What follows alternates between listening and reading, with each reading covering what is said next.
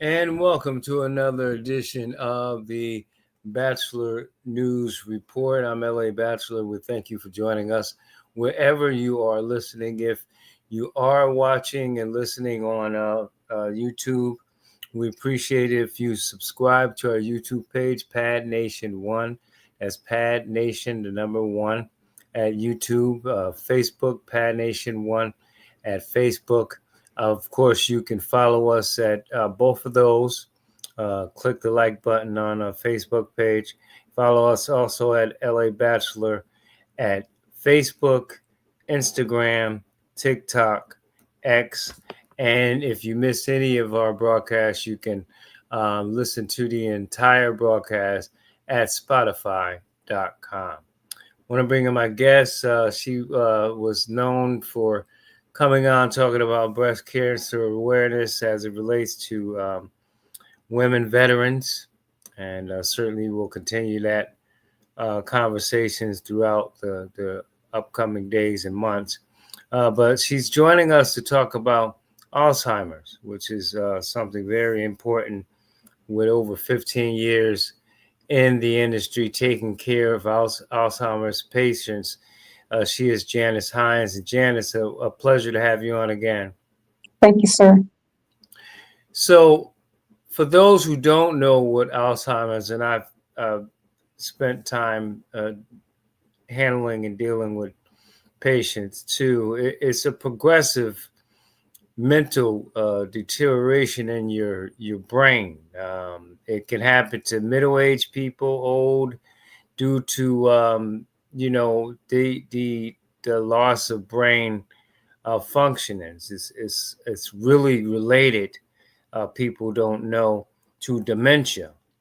But talk about your experience with Alzheimer's patients first. Okay, in my experience for Alzheimer's patients, first of all, I worked at Senior Service Adult Daycare Center for individuals who had Alzheimer's disease. The average age was 75. These individuals that would come in, they would have mild to moderate stages of Alzheimer's disease. They say it could hit, as early as 60, sometimes even younger, but 75 is pretty much where it is. And, one of the things I've learned, and you probably come across, is that you have people, family members, loved ones, that don't know their loved one has gone through this, and it is frustrating for them. And I'm sure it's frustrating for the person who has the disease. There's no cure, by the way, folks. Scientists have been trying to figure this out for some time. But tell us some of the signs, some of the symptoms in the beginning stages of the disease. Okay, as I said before, there are 3 stages. The first stage is mild, second moderate, third severe. The common signs are memory loss, an individual asking the same question over and over and repeating themselves. The individual may forget how to cook their favorite meal or use a recipe. Also, individuals may have issues with managing their money. They may become confused. Personality changes. May accuse relatives of stealing their money. Also, problems with making plans or forgetting events that may have happened. The biggest thing would be substituting a word. Translation, if a person means dog, they would say that thing instead of dog, or may not be able to complete a complete sentence or forget what they were saying in the middle of a sentence. Also, they may become confused. An example would be driving your car and forgetting how to get back to your home.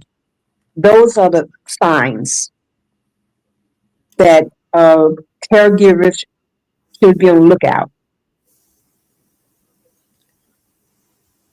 When you think of this, I mentioned dementia, which is also a neurology. It's a brain disease as well. Talk about the differences, because there are slight differences between having Alzheimer's and dementia. Well, from what I've read and research I've done, dementia is a part of Alzheimer. When I did my research, I noticed that you have your Alzheimer's disease, the signs of Alzheimer's disease, and dementia in the same sentence. So I really didn't understand that one because I know Alzheimer's is a part of dementia.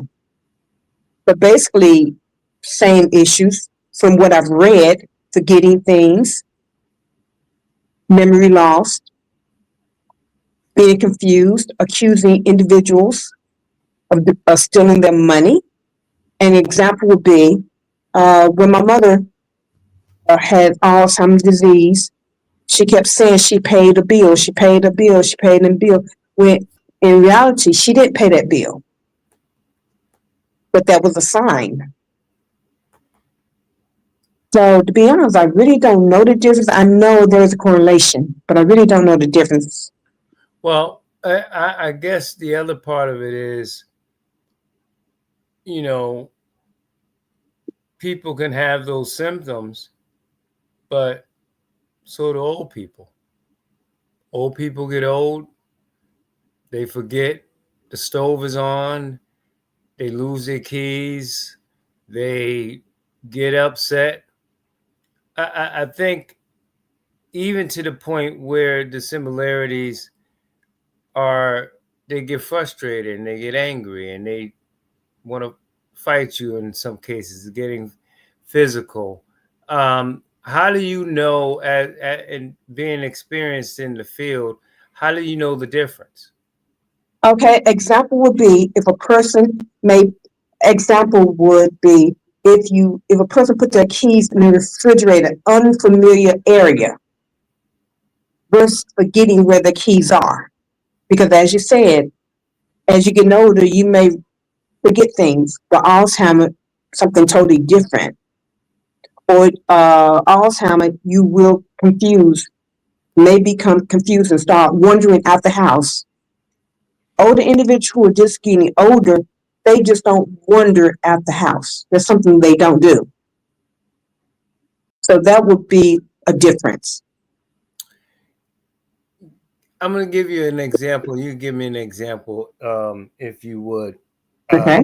A situation, me taking care of an Alzheimer's patient once at a group home, and with those patients, you have to establish a rapport, right? You have to, even if they have the brain disorder, you still have to establish some kind of rapport with them. And I happen to be the one person on this particular floor that this particular patient felt comfortable with. He just didn't respond to anybody else. And one night I was working the third shift, and I took my lunch out in the car, and I came back in, and all hell broke up. I mean, the ambulance was on the way. I'm like, what's going on? And he couldn't tell them that he was constipated. He was frustrated. He was angry. He was upset. He was scared.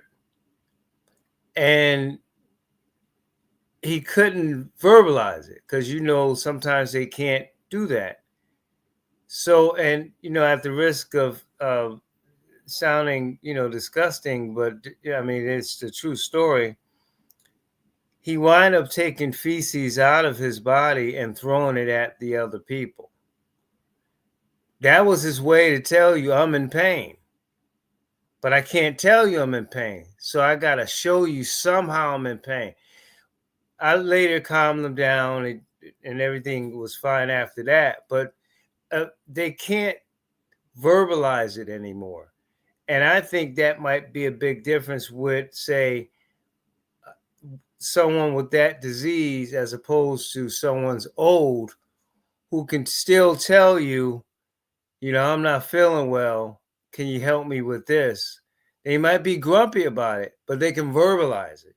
So the difference right there is that, he couldn't verbalize it. So he had to act out as opposed to someone who was 90 and they can still verbalize it. They might be angry and frustrated and grumpy, but they can still tell you. So did you have any, maybe not to extreme of that, but do you tell us about a situation you had with one of your patients? Yes, I have. At the adult day center, some individuals, they couldn't talk, but they would babble and they would point.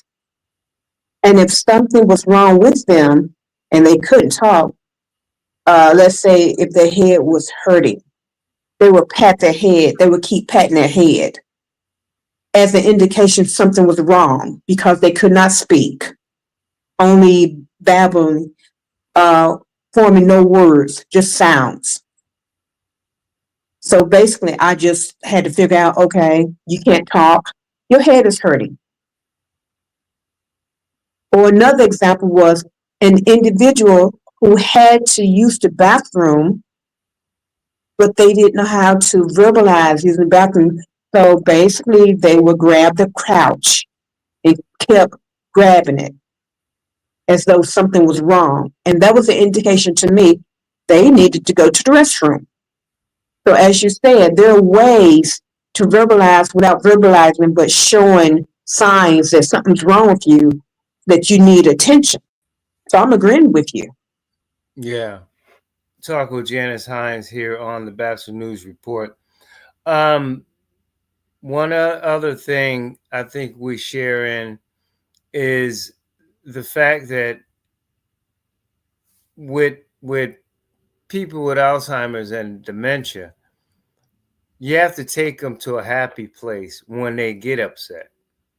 So, and I'm sure you've done this with patients where if, say, based on their chart, and I'm going to get to that in a second, that they love to paint before they got sick.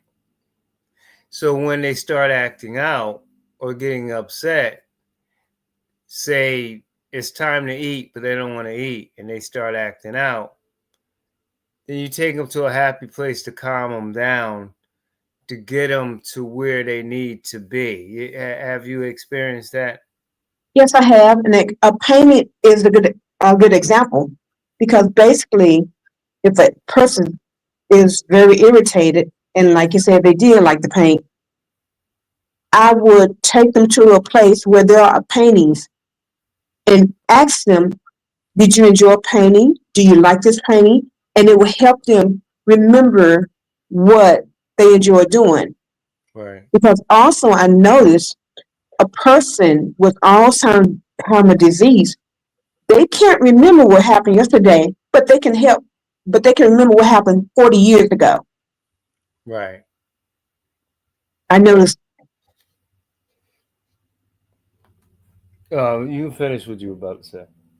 So that was one observation, and I knew something was wrong. You can't tell me what happened 5 minutes ago, but you can tell me what happened 40 years ago. Yeah. So much is important to get their chart right. When you get a new patient, as you know, you're going to get their chart.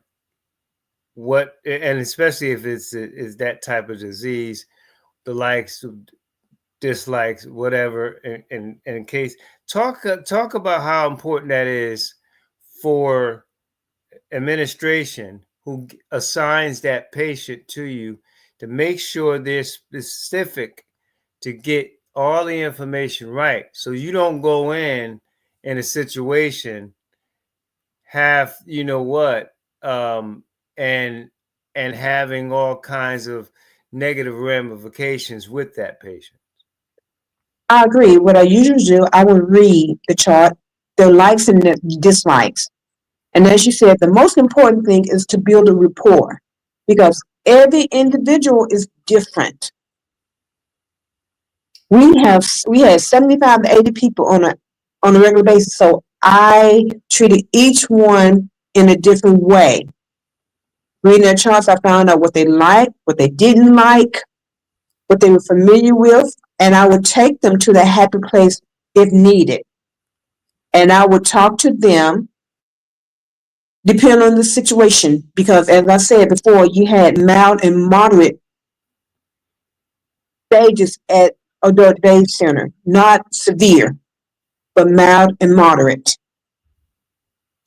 I want to talk about something that we didn't get to talk about off air, but I'm sure you can respond to. And that's unfortunately that we have people in our field that don't treat these patients right. And abuse. And you know how it is with HIPAA laws and everything else in place. It's very important that all of the information is not only right, but the people who take care of them, let's say if you're on a third shift, first and second shift shouldn't abuse them, because then, you know, when you get the patient, you could tell a difference, especially again that word rapport. You could tell a difference of what's going on. And unfortunately, we have bad apples like any other um, uh, profession that don't treat these patients right. They're cruel to them. They don't take care of them the way they properly do. They just kind of they're collecting the paycheck.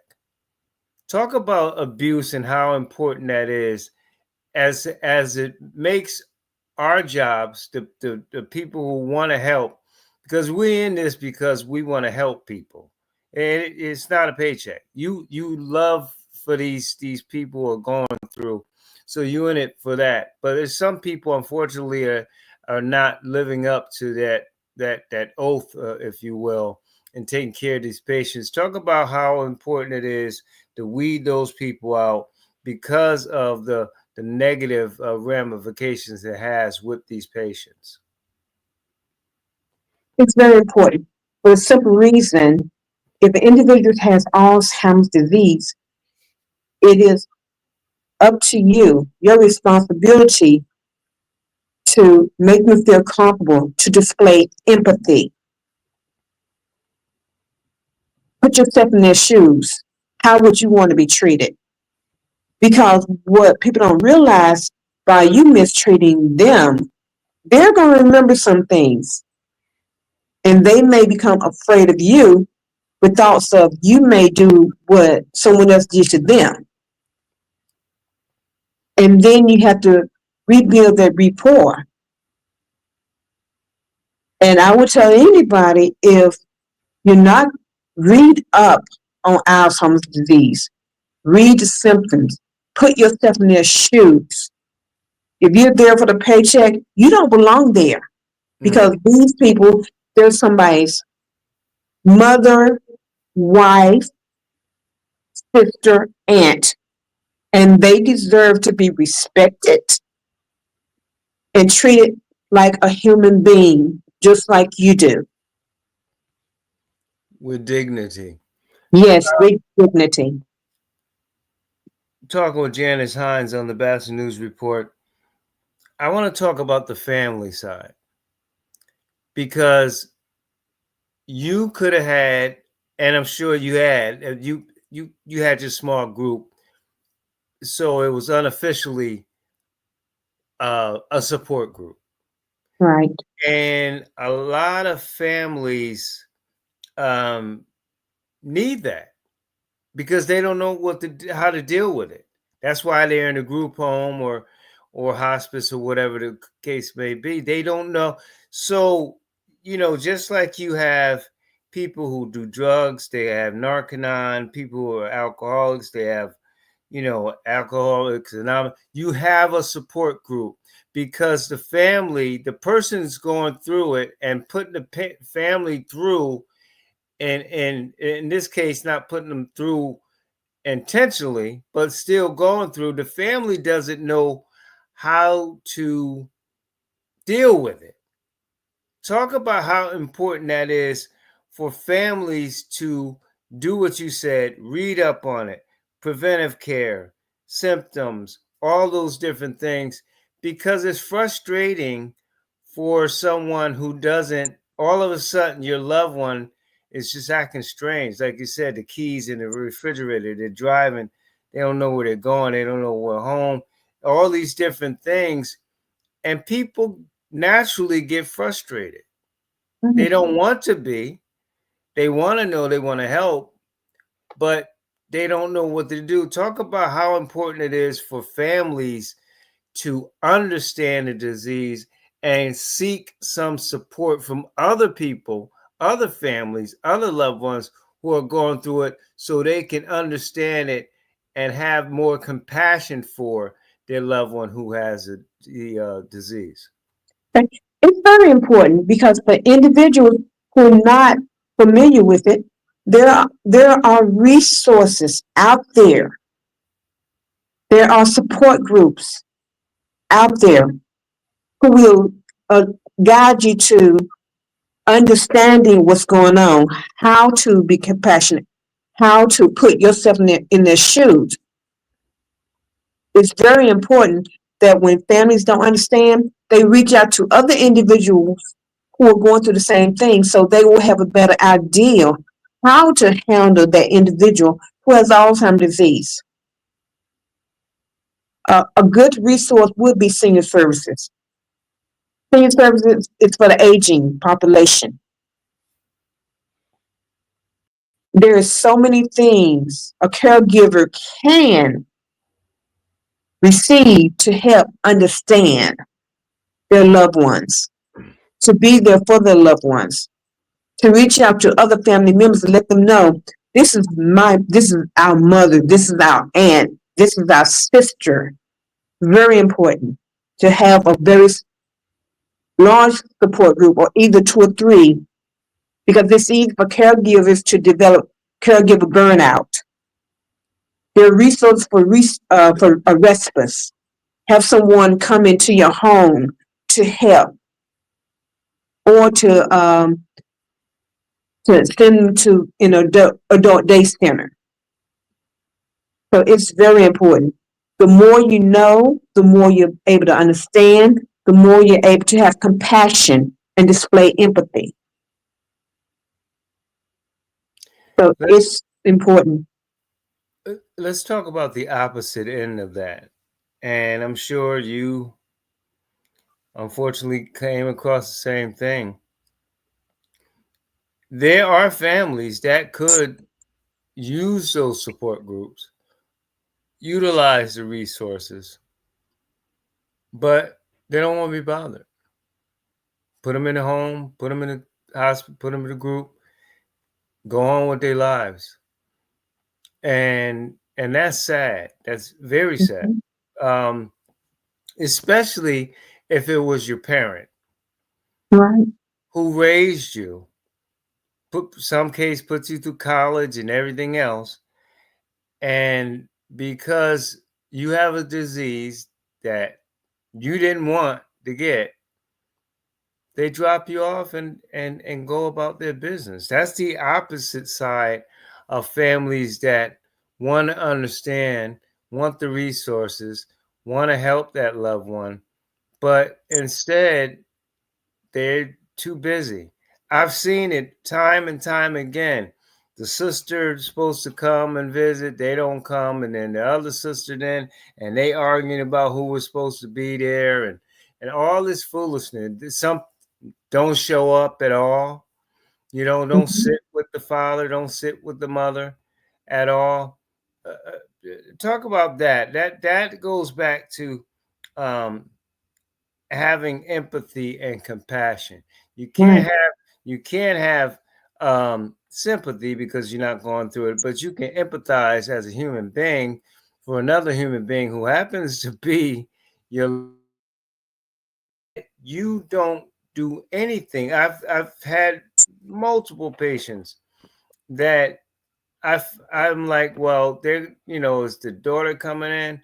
Oh, they don't get any visits at all. At all. And shame on people, shame on family members who, again, you admit it, have resources to understand this, to put some stuff in place. Just just sitting there and just sitting there with them an hour out of your day once a week, it's not going to kill you. Well, those individuals, they don't think. They don't think that one day they may be in their shoes. They don't care. They're in denial. This will never happen to me. So why should I care?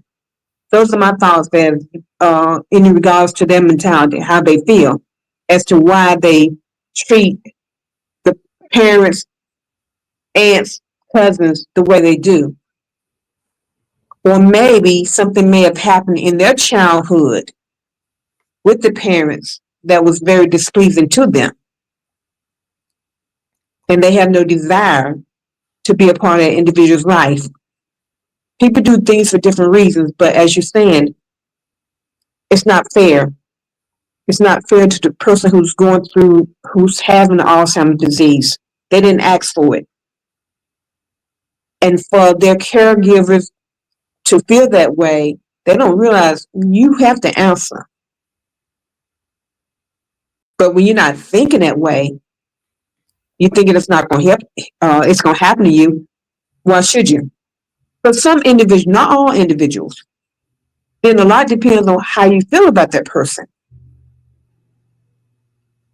Because Right. I've noticed that people who really, individuals who would come into the day center, the way they were dressed is how I knew how they were treated at home. If they were dressed very nice, their caregivers cared about them. If they were dressed any kind of way, they didn't. An example, one woman, instead of changing her husband, she would wait until he got here and we would have to clean that up. She didn't want to be bothered, but she didn't stop to think that she might be in his shoes one day. And that was very sad, but it happens on a regular basis. Or they will give, they wouldn't want to give that loved one a bath because that person may have been confused and combative. So they would send them to adult daycare for us to give them the bath because they didn't want to be bothered. Right. And certainly it's not in your job description, which goes back to care burnout, which we'll talk about um, hopefully next week. I want to touch on a few other things before we let you go. Dr. Leon, I see you on the line. Um, One of the biggest things in the news now is healthcare or lack thereof. Again, this administration trying to strip people not only of food, but healthcare. And healthcare is big for elderly people. Um, Medicare, Part A, B, all the parts. And I had a situation where I had an Alzheimer's patient, wife, couldn't take care of him. She couldn't. She was elderly. And what almost brought me to tears is her health insurance ran out. So she had to take him home. And she said to me, LA, what am I going to do? I can't take care of him. I don't have any more insurance. What am I going to do? I can't, he's got to come home. I actually had to put the patient in the car And she said, "What am I gonna do? I'm not strong enough, or knowledgeable enough to take care of him. What am I going to do?" And I had no answers for her. And it was solely because her health insurance expired at that place. And the day it expired, they kicked her butt, or kicked his butt out in his pajamas. Wasn't even didn't nobody got him dressed or anything. Mhm. And so that's a big part of it too, Janice. The fact that these people are in situations. She was in her 80s. She about 5 feet tall and one finger. This man is uh, probably 6 feet and at least 200 something pounds. What is she gonna do? So speak to that. The fact that health insurance at a premium at a time where you have these patients that need the help from the caregivers and everybody, the professionals like us who know how to take care of them, but can't do it because they don't have any health insurance to cover them. In a situation like that, I would hope the person would have family members who could step in and help. That is my hope. Or she can reach out to maybe to a church, reach out to neighbors, reach out to family members.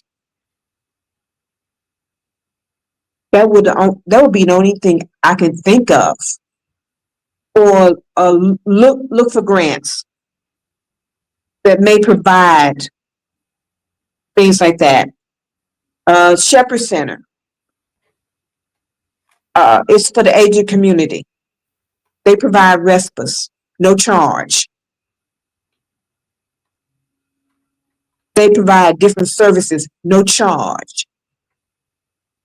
Or basically to have her just connect with different individuals who could help her financially, mentally, and physically to care for her husband. Yeah. So as other individuals who's in the same situation, maybe they can provide guidance so she can receive some type of help. Yeah, it's sad when it comes to that.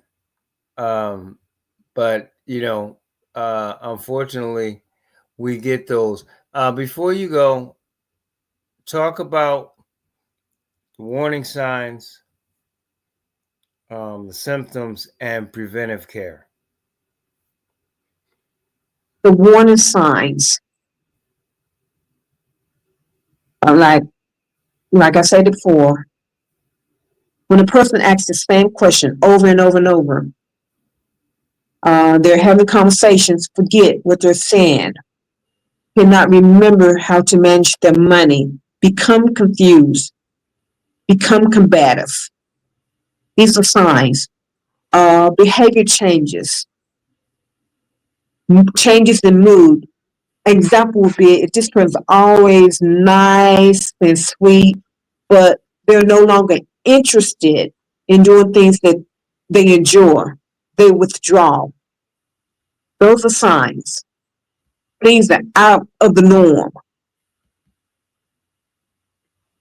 Or when they can't do simple things like tie their shoes, can't have a simple conversation with you. Those are signs. Those are signs to look out for. When the caregiver sees those signs, that would be the opportunity to reach out to individuals who are going through the same thing. Do your research. Look for the different programs.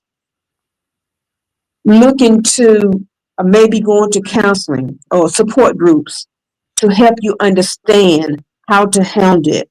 Also, if you're a caregiver, make sure find some type of way to self-care so you will not become burned out, caregivers burn out, because when a person becomes has caregivers burnout, they risk being mean, angry, frustrated, and taking it out on the individual, not meaning to. Ask for help. Because when you, the signs are simple, but you have to pay attention. Because, like you said, it's the difference in getting old and having Alzheimer's disease. You get old, yes, I forgot where I put my keys. Alzheimer. Why did I put my keys in the oven? Things like that. Just be aware of the surroundings. Be aware of that person who may have Alzheimer's disease, their mood, the way they do things, the way they speak. Pay attention. Write notes compared to what they used to do, what they do now. When they can't remember what they said 5 minutes ago, but they can tell you what they did to you 30 years ago, it's a sign. So that is for obviously for caregivers, but if people are not sure and the loved one is still at home, those are the things you need to look for, the signs, the symptoms. Right. And And then compare notes. I didn't mean to interrupt you. I apologize. Compare notes with other individuals who may be caregivers to Alzheimer's patients. Ask them questions because individuals who've been there, done that, they can give you that information. They can share the information, but it's up to you to use it. yeah, Mm-hmm. absolutely. And if you always can go to the Alzheimer's website and get more information, know the difference between that dementia and someone just getting old and forgetting stuff. Um, there are definitely differences, slight differences, but definitely differences uh, Yes. in that. Janice, as always, I appreciate your time and thanks for coming on talking about this very important topic. Thank you for the opportunity, sir.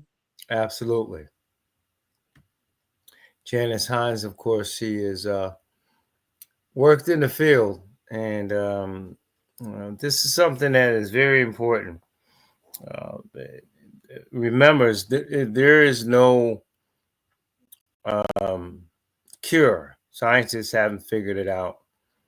It just happens typically between 60 plus, more so in your 70s. But I've known patients that get it in their 50s. Really depends on who that person is. But if you love your loved ones and you have empathy and compassion, then you definitely want to do the right thing and make sure that you're checking out to make sure that if they have it or not, either way, you can help treat it as best as you can. We're going to take a break, come back and talk with Dr. Wilmer J. Leon. I'm going to talk about Tuesday's results. Uh, Democrats are all excited about the results, but what does it really mean? We'll get his thoughts on the numbers, um, delve into some specific numbers, and talk some more politics with him. It's the Batchelor News Report. Stay tuned.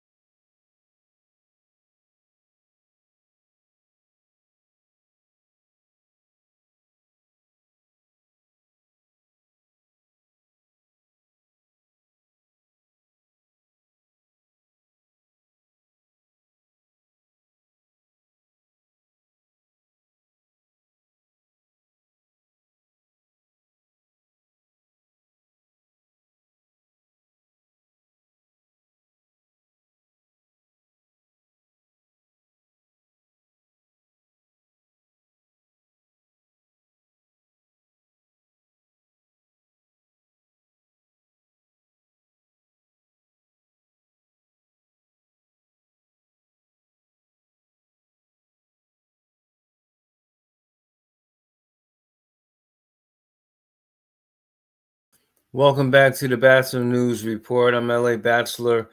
Thank you for joining us wherever you are. If you're watching on YouTube, please do hit the subscribe button at Pad Nation One. If you're on Facebook, Pad Nation One at Facebook. And of course, if you miss any of our broadcasts, you can go to Spotify.com and catch the show in its entirety. Want to bring in my guest. Always a pleasure to have him on. He is a political scientist. He's a best-selling author. He is a talk show host. He is the doctor, our residence doctor, Dr. Wilmer J. Leon III. And Doc, as always, I appreciate you, bro. My brother, thank you for the invite, and good evening to your audience. And thank you for your patience. Obviously, I want to start with this past Tuesday. These off election, if you will. And, the Democrats did well in Virginia, which I think we all expected her to do well. And when she won in double digits, Cheryl, of course, she wins. There was a lot of people thought that it was going to be closer and everything. She wins by double digits. And you look at the race in New York, he wins by a +8. And that's not the only other places. You consider this, Doc, before you respond. You had a attorney general, well, first of all, a lieutenant governor, first Muslim to win in Virginia, and she won comfortably. You had an attorney general race in that same state where the Democrat basically said he wanted to kill the guy's son and all this crazy stuff. He still won by 5 points. Congratulations to the first female mayor in Detroit, Sister Girl, winning there. You had 2 county commissioners in Georgia, a place where they normally don't win, that won and took 2 seats. Virginia is plus, you could correct me, plus 13. I think they have 64 seats now in the House, so they could do what they want. A referendum in California with nobody on the ballot wins overwhelmingly. And we can go on in different places, Doc, in this Tuesday. So when you look at the landscape of all these wins and how dominant the wins were, what's your take from this? Well, a couple of things. The Democrats just flat out wiped the floor with the Republicans. It was a straight up thumping. But to that point, if we put it in a boxing metaphor, this is a 15-round fight, which shows you my age because they don't even fight 15 rounds anymore. They only fight 12. Right. And if we use a 10-point must scoring system, this was a 10-7, 10-6 round. If there has ever even been a 10-6 round, but it's a 15-round fight. So let's be sure that for as big of a win as this was, it's a 15-round fight. Another thing that I think is important, not only are the percentages important, but what I think might be as telling, if not more so, is the turnout. Record turnout in Virginia, record turnout in New York, record turnout in New Jersey for a off year, not even a midterm, an off year election. That to me is telling.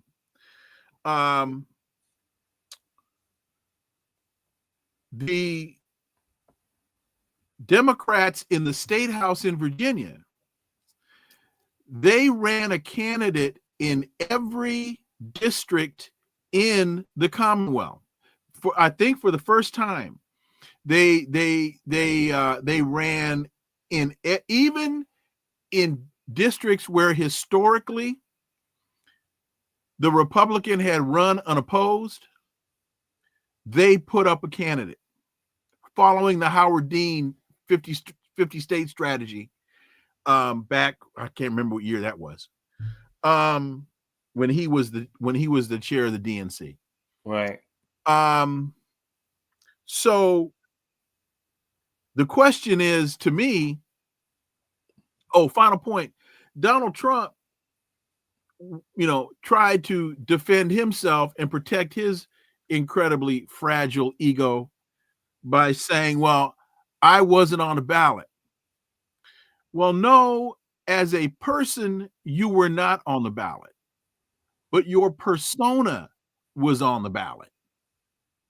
And they wiped the floor with you. And we can look at some other political dynamics which could indicate, and I highlight and underscore, could indicate that there is a shift afoot. And for New York, with Mamdani stomping Cuomo,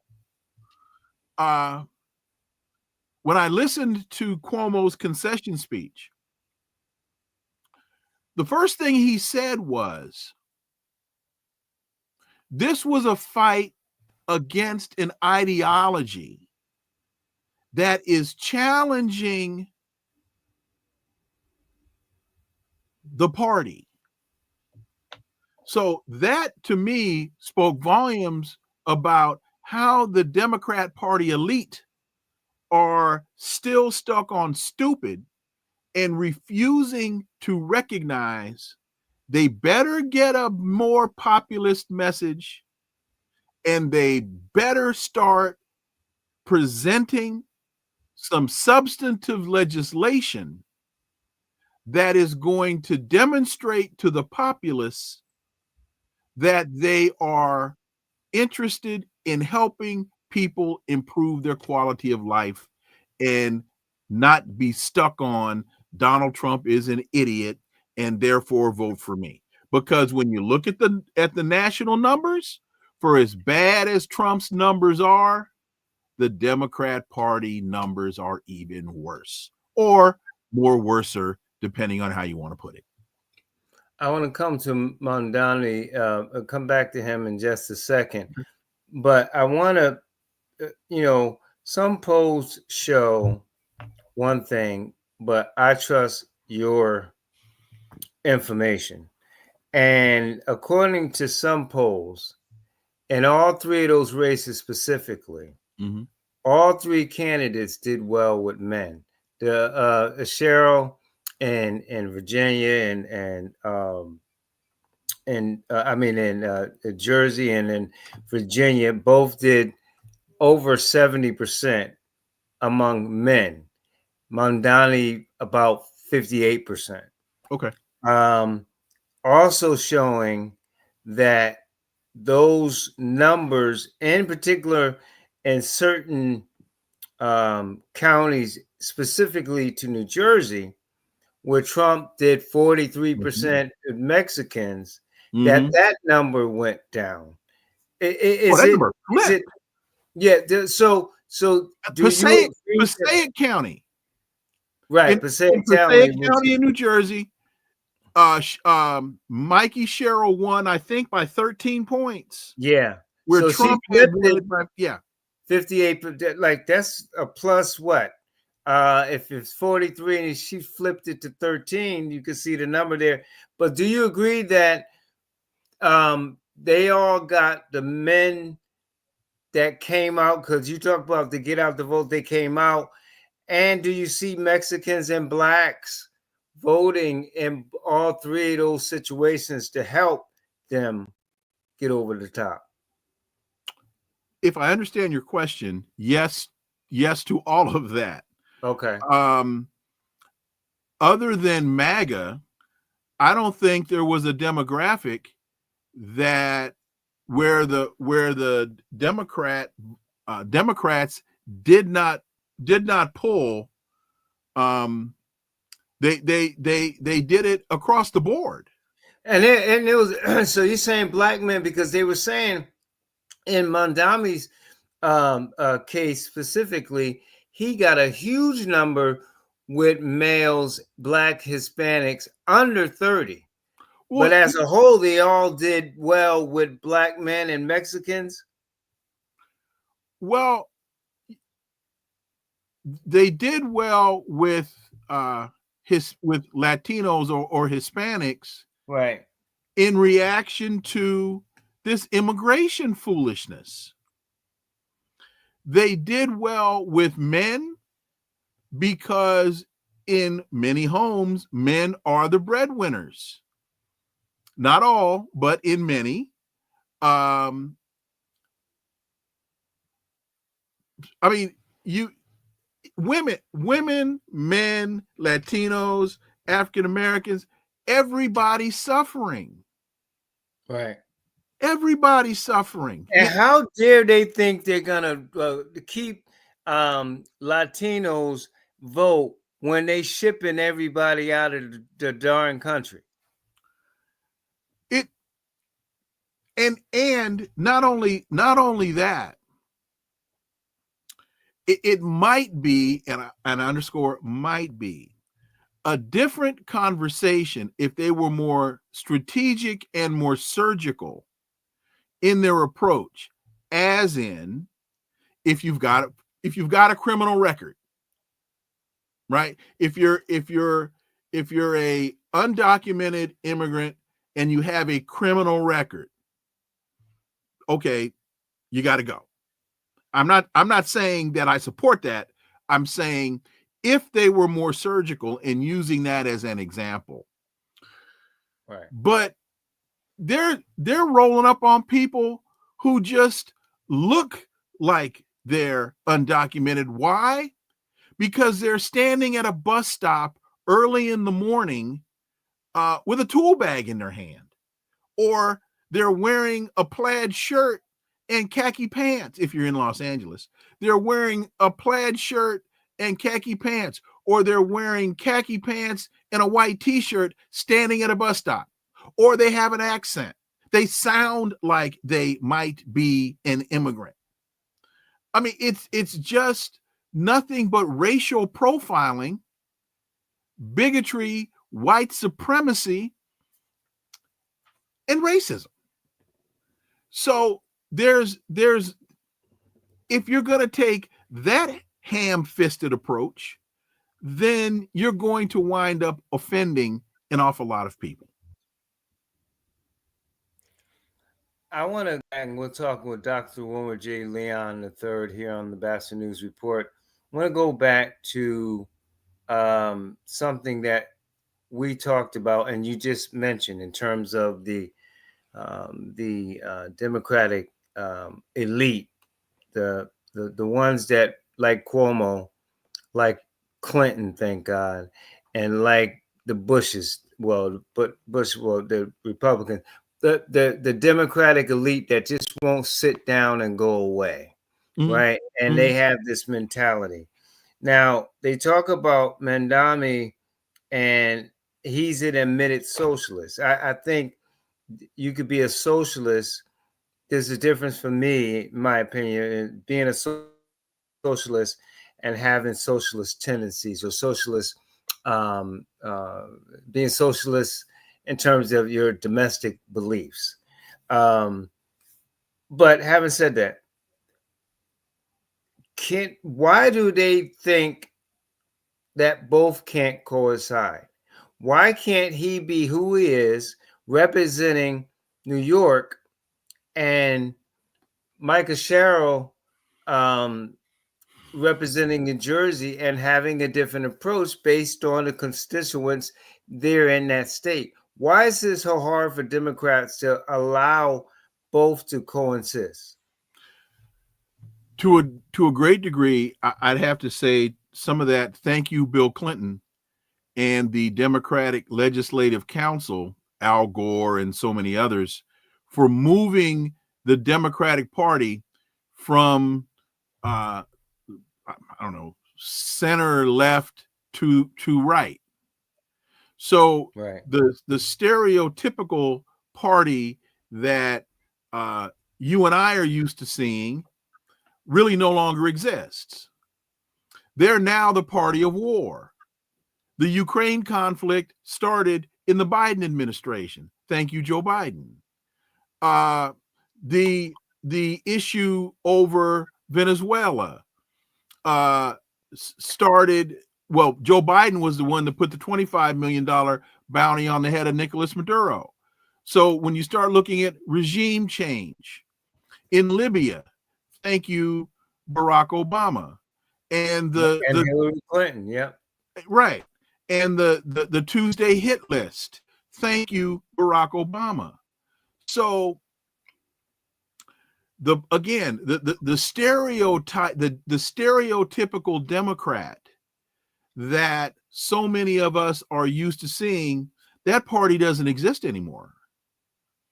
And then when you throw in the AIPAC funding, you know, they've bought Hakeem Jeffries, they've bought Gregory Meeks, they bought Richie Torres, they bought Kamala Harris.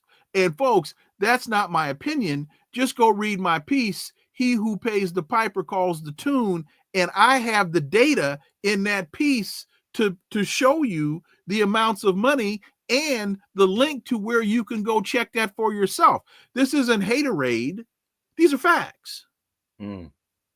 These are facts. So excuse me if my telling you the truth makes you angry, but don't get angry at me, get angry at the truth. Right. So how can the Democrats support genocide in Gaza? How somebody explain that to me. So, and then I don't know if you saw Jonathan Greenblatt on Morning Joe on Wednesday morning. He's the head of the ADL, the Anti-Defamation League. And you saw, man, that was just despicable, disgusting, and nauseatingly racist. And credit to Joe, what's his name? I got Joe Biden stuck in my head. Joe Scarborough for calling him out. I was shocked when Joe Scarborough looked at him and said, "Look, man, you and I are friends. We're boys. We go back a long way. But I can't sit here and let you do this. This is wrong." Because what he was doing was calling out Mondami, but he didn't want to sit down with him. And when he was lying. When Joe said, "Well, he can govern he can be the mayor of New York and still call out the genocide in Gaza. He's not anti-Semitic." He said, "You can have both. You can be both." And Joe was even, I don't believe in Al Sharpton, but he was saying, "Hey, why don't you sit down with them, have a conversation?" And, you know, like you said, he danced around the whole thing. And one other thing was, Greenblatt said Mondami is on record for having said he won't meet with me. And I looked it up, and that's not true. What Zoran Mondami said was, "I will not initiate the meeting with him." Right. Because he does not represent the best interest of the Jewish community. Oh, Mondami is a beast, man. And see, this is partly why the mainstream party elite, this guy is talking the truth. Now, we have to wait and see what he can deliver on, and whether or not at some point in the game he's going to succumb to the pressure. But from what I'm seeing right now, what I've seen up till today, the 6th of November at whatever time it is, 7 o'clock Eastern, you know, he's a force to be reckoned with. And see, to finally get to the answer to your question, what the party elite are so afraid of is how infectious this can become. And other candidates will start to realize, if I actually speak to addressing the bread and butter issues that are impacting the electorate, people will actually start listening to me. And that's what they don't want. That's what scares them the most, is when a guy starts talking about free childcare,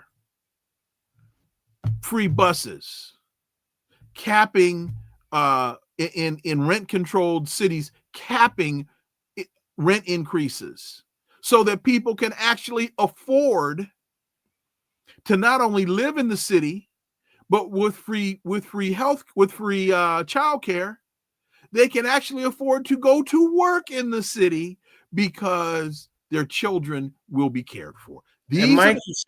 And Mikey Sherrill said the same thing, similar things, right, in Jersey. Right.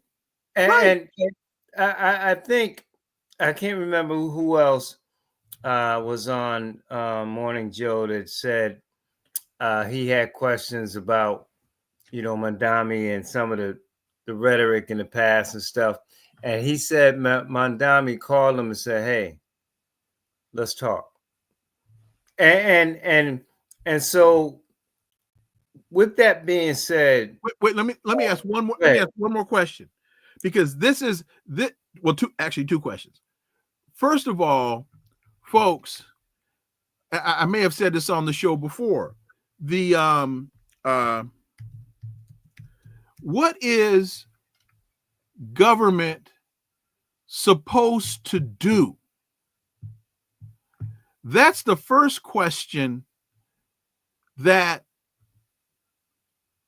folks need to really start focusing on. And if the Democrats were smart, what is government supposed to do? Right. And to answer that question, just go to the preamble of the Constitution. We the people of the United States, in order to form a more perfect union, establish justice, ensure domestic tranquility, provide for the common defense, promote the general welfare, and secure the blessings of liberty to ourselves and our posterity. That's what government is supposed to do. I'm not making that up. Read the damn Constitution. And the second question is, if we are truly supposed to be the strongest country in the world, the best country in the world, have the strongest economy in the world, then why is affordable health care such a problem? Why is free childcare such a problem? Why can China move 100 million people out of poverty over a 30-year period, and we can't deal with 400,000? Where's the disconnect? That's what people need to be asking themselves as we spend 2 million a copy on Tomahawk cruise missiles. As we spend all this money on F-35s that are called flying pianos, and you can't fly them in the rain. You can't fly them at night. See, this is not that hard to figure out if you ask the right questions. Talking with Dr. Wilmer J. Leon here on the Batchelor News Report. And role reversals, like you said. Democrats are starting wars, which used to be Republicans. Republicans were supposed to be the fiscal conservatives, and they're not fiscal conservative at all. And I think, Democrats are afraid of their own shadows when they hear trigger words that they think the people that, I've been saying, I'm going to keep saying it, the people that don't want to be a Democrat, they keep going after. They keep going after people who will not side with them because of these socialism. Oh my God, the boogeyman, socialism. So let me go back to that. You see, the fix is in, as mafia folks would say, when it comes to Mondami. They don't want him to succeed. Nope. They talk about because he's a fascist because he wants to control the supermarkets or free and speedy transportation and all these things, like you said, a rent freeze. How much do you think realistically he can get done, especially when he has the Jewish community? Chuck Schumer should have been gone like 10 years ago. He's a scrub. Never even came out and endorsed the guy. He's afraid of his own shadow. And he supports all of this, this notion that this man is anti-Jew. But I guess when you don't support a war criminal like Ben Netanyahu, then you must be anti-Jew. But how much can he get done realistically on his platform that he put out there? I think he can get a lot done. But let me just quickly add that Jonathan Greenblatt at the ADL doesn't represent all Jews in New York. And that was the point that Mondami was making, was that, man, I'm not going to come crawling to you because who are you? Right. ADL, the Anti-Defamation League, folks. Yeah. Mamdani was going to events at synagogues. He's going to events. He's invited and going to events at Jewish cultural centers or JCCs. So, as Greenblatt keeps trying to paint this anti-Semitic picture, what Mamdani is anti-Zionist. He's anti-genocide. He's anti-murder, which everybody should be against. What Greenblatt and so many others of his ilk are trying to do is conflate the two, and the two are not the same. So so now back to your question. Mamdani seems to be the kind of guy who's going to call it out as it is when it needs to be called out. So when he comes across machinations of folks that are trying to operate behind the scenes and submarine him, he'll call them out immediately. He'll put them on blast. And he'll let the public know, look, I told you I was going to do this thing with the buses. This is what I've put forth to get this done. And here are the people that are standing in the way. Go ask them, why are they keeping you from getting free bus service? He does not seem to be afraid to do that. And those are the kinds of things that need to be done if you truly want to be successful. You've got to talk to the people. You have to explain to the people. And then you have to trust that the people are smart enough to understand fact from fiction. And the election of Zoran Mamdani seems to be evidence of when you trust the people are smart enough, they'll vote for you. Yeah, and look, people believed in him winning 4 out of 5, the 4 out of 5 boroughs. losing Staten Island barely Oh yeah. to Cuomo. And just as a tidbit, we're in a climate in society, Doc,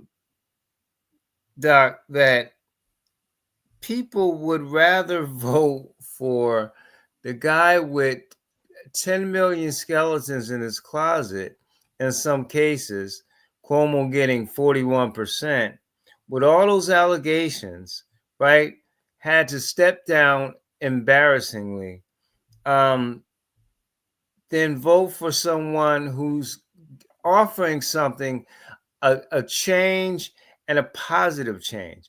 Cuomo was embarrassed. And to Twice. me, 41% is too high for a guy who left his office and such criticism and all kinds of negative issues. Mom Donnie stomped his ass twice Right. because he beat him in the primary. He stomped him in the primary. And then Cuomo had to run as an independent because Zoran had won the Democrat Party primary and got his butt kicked again with the same BS message. But this time he tried to cloak himself in the Jewish community and tried to say that, oh, we can't offend the sensibilities of the community and all that other garbage, which would, and see, that scare tactic was anti-Semitic in and of itself. When you try to misquote, when you try to lie about a community and their interests in order for you to gain advantage, you're really against the community. So had it been the African-American community, and if he were saying that Zoran was, he's offending African-Americans, blah, blah, blah, that's racist in and of itself. Right. So when you try to play that anti-Zionist card, when you try to play that anti-Semitic card as a way of gaining political advantage, you're not doing Jews any favors. That's anti-Semitic in and of itself. Think about this too, Doc, as a quick tidbit to that. Why is it that Europeans can be themselves, love themselves, be proud of their heritage, but everybody else can't? I mean, this also boils down to that, he's Muslim, and oh well, we can't have that. Everybody's got St. Patrick's Day and this and that.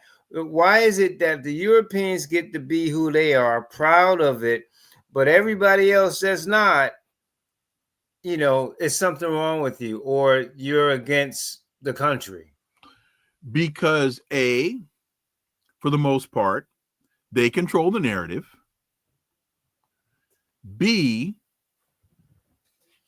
they've created this mythology that for you to be pro-you, that obviously means you're anti-them, which it doesn't.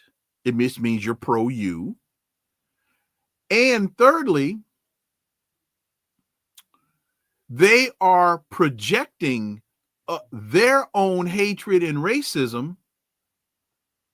This is one of the things that James Baldwin talked about with I'm Not Your Negro.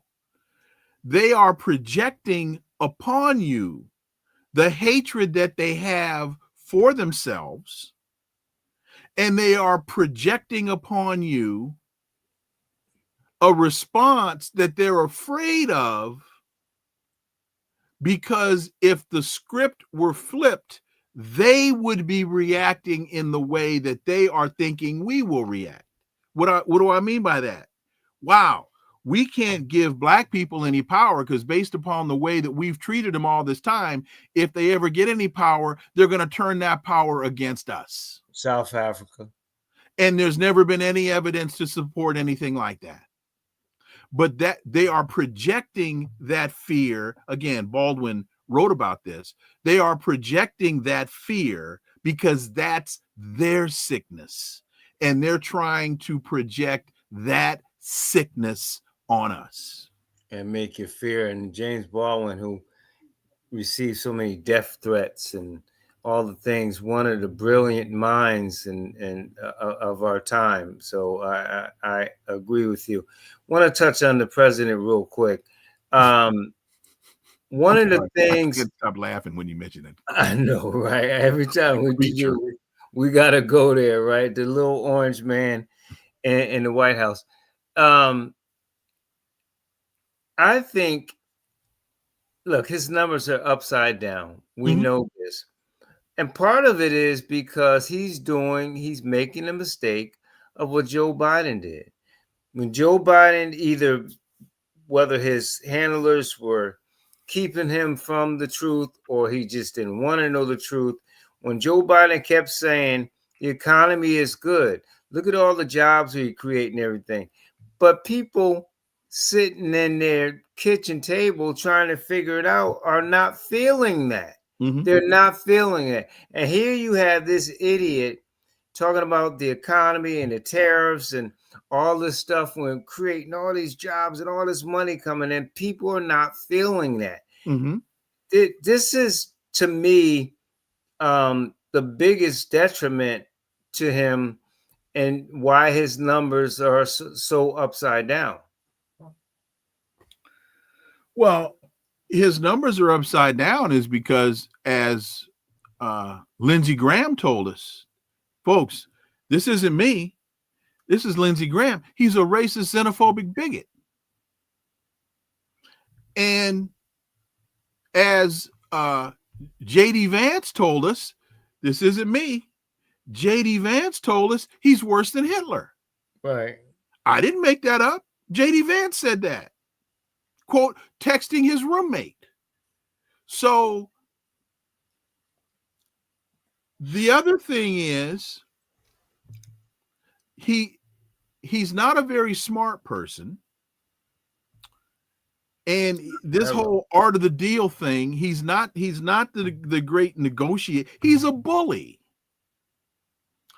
And when he runs up against those who truly understand diplomacy, when he runs up against those that truly understand leverage and actually have leverage, such as Vladimir Putin, such as Xi Jinping, such as Ayatollah Khomeini in Iran,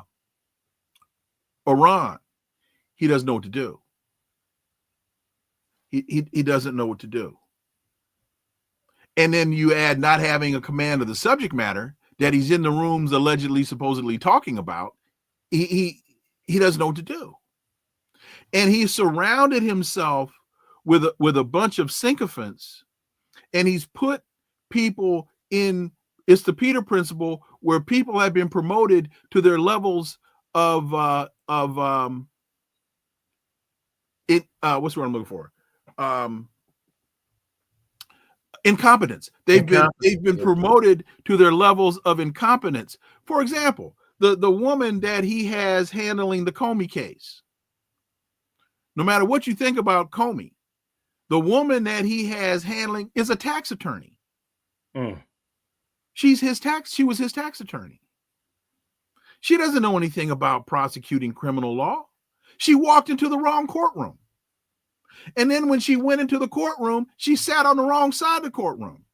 And then when she had to go before the judge, she gave the judge 3 different pieces of paper, all supposed to be, I think, charging documents that were charging different things at different times. And she had signed all 3. And the judge looked at her and said, "What are you doing? What is this?" Look at Janet Pirro. What a fool. Right. Or Pam Bondi. What a fool. They've put people in charge. Who's the woman running the Department of Education? Oh, McMahon, Vince McMahon's wife. I know he wants to do away with the Department of Education, but damn. I mean, come on. So, and let me tell you what something that I'm sensing here. The tide is starting to turn. Look at this shutdown issue. Which I was going to ask you about. Because of the results on Tuesday, because of his numbers, because he's not winning it according to what he believes, are they going to cave? He already blamed it on the Republicans and he wasn't on the ticket. But is he going to say, look, let's cave and give them what they want? Yes. I think yes. And here's part of why I say that. And this is my opinion. This is merely me looking at the landscape and telling you what I see. I'm looking at, this is a Rorschach test. I'm looking at the clouds and I'm telling you what I see. You may look at the same clouds. I see a pony and you see a pyramid. When Trump called Toomey in the Senate and said, reverse the filibuster, that to me was a sign that Trump realizes he's losing this argument. And then Toomey says, no, Mr. President, not going to do it. Because you're asking me to make a short-term play for long-term sacrifice. If we do away with the filibuster now, we may win the battle, but we'll lose the war. Because if and when the Democrats then take control of the Senate, we're screwed. He don't care, though. Well, but other people do. And see, that's what we're starting to see. Because then, after Toomey said, I think his name is Toomey, or yeah, I think it is Toomey. After whatever his name is, Thune. You're talking about Thune. Yeah, Thune. I'm thinking of luggage. Thune. after Toomey luggage. After Thune says no, which was a shock, then he's talking to Mike Johnson in the House. And Mike Johnson says the same thing. Muppet Mike. Is he a man or a Muppet or a man? Mike Johnson says, no, Mr. President, bad idea. So now you have Republicans that are starting to tell him you're going after a bridge too far here. And I don't know. And at 5 o'clock today, there was supposed to be a vote in the Senate about the War Powers Act and whether or not the Senate was going to allow Donald Trump to just outright declare war on Venezuela, or whether or not the Senate was going to retake control of the declaration of war, right, and take that out of the hands of Donald Trump. And it's a bipartisan bill. That right there to me is telling. I don't know if they took the vote at 5 o'clock. We'll find that out. I believe they did, but I don't. Of course, it didn't go anywhere. Oh, it did? Okay. So, but these are indicators to me. And you look at what's the woman's name from Georgia? Marjorie Taylor Greene. Marjorie Taylor Greene.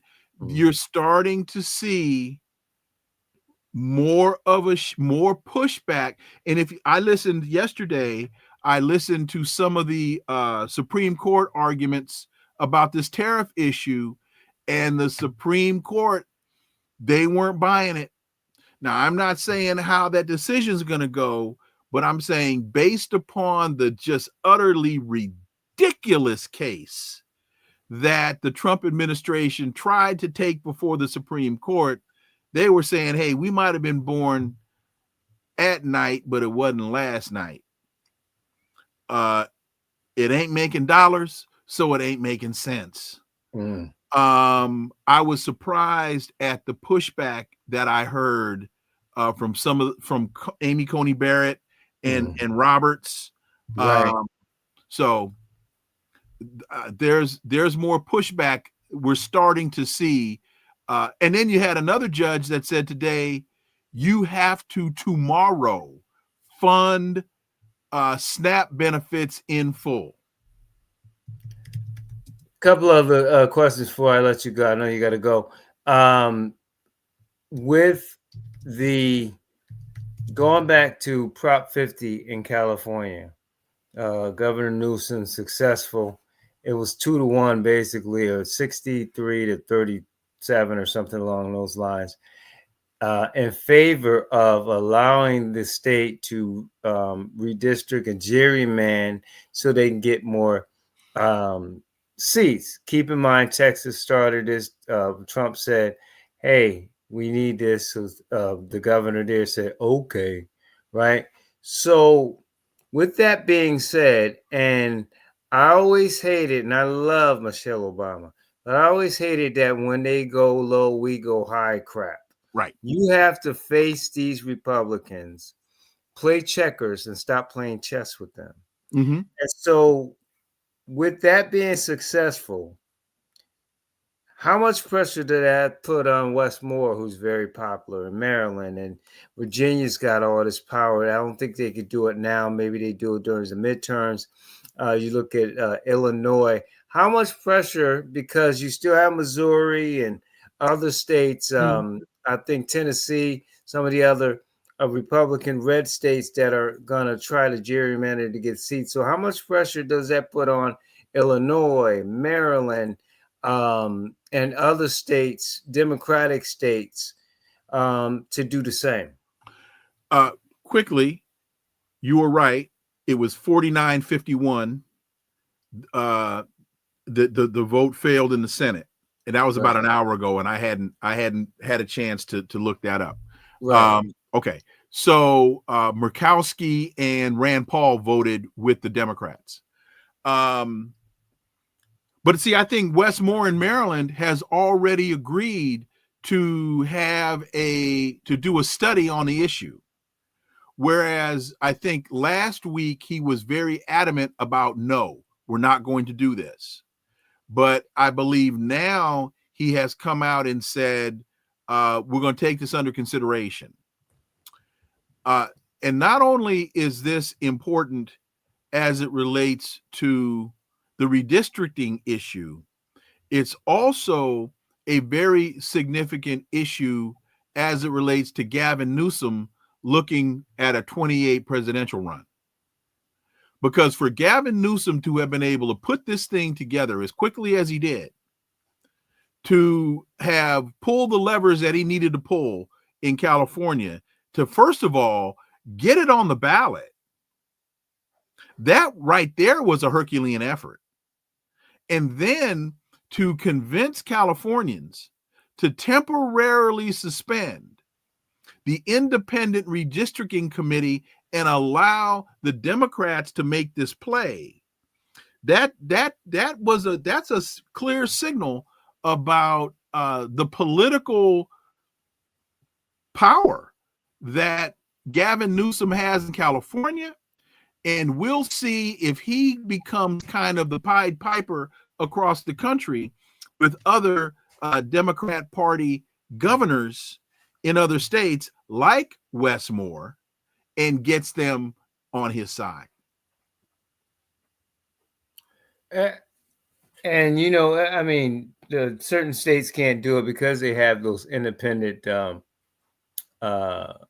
situations, so they can't participate. But again, is that will those states succumb to the pressure? Because if you don't, you think they will? Many will, because see, success breeds success. Right. So Newsom can now come to Maryland, and he can show Wes Moore, this is how you get it done. He can go to wherever. He can go to New York and tell Hochul, Mm-hmm. local. This is how you get it done. This is how I did it in California.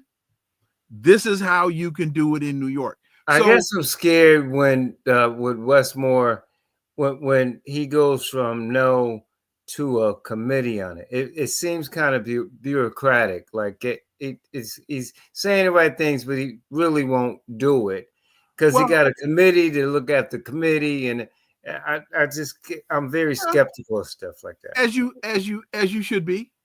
But it is a move in the right direction. It is a move off of his initial position. And so, I mean, I can't predict the future. My crystal ball is still in the shop, but you know, I can only look at the. It's a move off of his initial position, Right. and you know, we'll see where it goes, if any place. Two-part last question. Mhm. Is the Trump administration looking at regime change? Why they blowing up ships to get Maduro out of there? First part. Second question is, as it relates to the courts, you talked about the tariffs that the Supreme Court's not buying it, but he's also has Comey and Letitia James in court. They're coming together and they're claiming that this is a conflict of interest of this prosecutor who you said was a tax preparer, conflict of interest anyway, and that the judge even called out the prosecutor saying it seems today, and I'm kind of quoting, the judge said, "You indicted, and now you want to investigate instead of investigating and then indicting." Talk about that. Well, and this, I'm trying to be as impartial as I can be because I am a political scientist. I am not a political operative. Right. Um, so there are a lot of folks that say that Comey is guilty as hell. And that it's not that Comey's real problem is that, and by his own admission in his book, that they did things in anticipation of Hillary Clinton being elected and figuring that was going to give them the cover that they needed, that nobody would ever investigate. Well, they sure put the money on the wrong horse on that one. Right. So here we are. So, but with that being said, first of all, I think Donald Trump has undermined his own case by saying on more than one occasion, I'm going after my enemies. Well, many would say that's a political prosecution, if not persecution. So the claim of Comey and Letitia James, and I don't put Letitia James in the same book or same boat as Comey, but they're both being prosecuted by the same guy, you know, for whatever reasons. Some will say that her prosecution of him was political. Well, maybe it was, but she won. So, you know, she won. Not only in terms of getting him indicted, but in terms of getting a jury to return a guilty verdict. She won. So,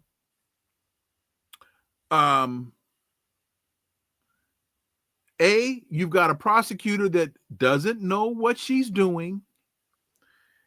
And B, you have a president who has been very clear in his language, whether it's through direct quote or inference, that he's weaponized the Department of Justice and is using the Department of Justice to settle scores. And there are some judges that'll say, not in my courtroom. You're not going to use me to accomplish that end. So we're going to have to see where it goes. But, you know, there are a number of statements made by the president. Go out here and find me 11,000 votes. Calling, what's his name in Texas? Go get me 5 more House seats. I mean, he's never very secretive or never very subtle in his illegalities. He's always very clear. So I don't know if that answers your question. Yeah. But right now, that's probably the best answer that I have. And, did you have a 2-part question? Yeah, it was about, what is this about bombing all these boats and saying there's all these drugs are coming? Are they trying to do regime change because he doesn't like Nicolas Maduro, or is it something else? There's no question that, and again, he has said this himself. So there's no question about that. But the bigger fish is oil. Venezuela sits on the largest oil reserves known in the world, bigger than what the Saudis have. And so this is about ExxonMobil. This is about Royal Dutch Shell. This is about seizing assets. And not only do they have oil, they have other assets as well. But here's what they're up against. They're up against not only resistance and response from countries on the continent, they're up against resistance from Russia. They're up against resistance from Iran. Because Maduro has established relationships with China. He has established relationships with Russia. And Putin has been very clear. I'm not going to sit idly by and let you do this. So mess around if you want to.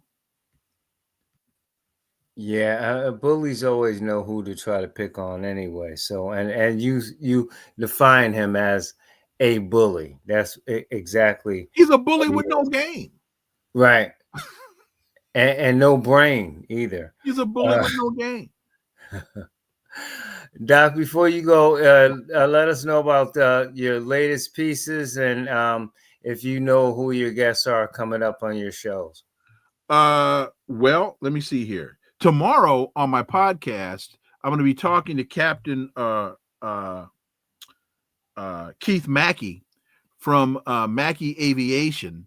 We're going to be talking about the FAA cutting 40% of flights in major airports across the country, as well as the TSA, with TSA agents calling in sick, and what's happening at our airports at what is developing quickly, as we all know, as we get close to Thanksgiving, one of the busiest travel seasons in the country.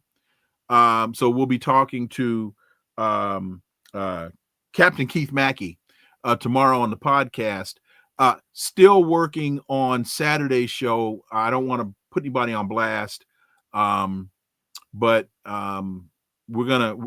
we will be talking about the election, and we will. And Dick Cheney, and the death of Dick Cheney, and how the scribes are really out there now trying to rewrite history. Right. Trying to make him out to be something other than just the evil, racist, imperialist that he was.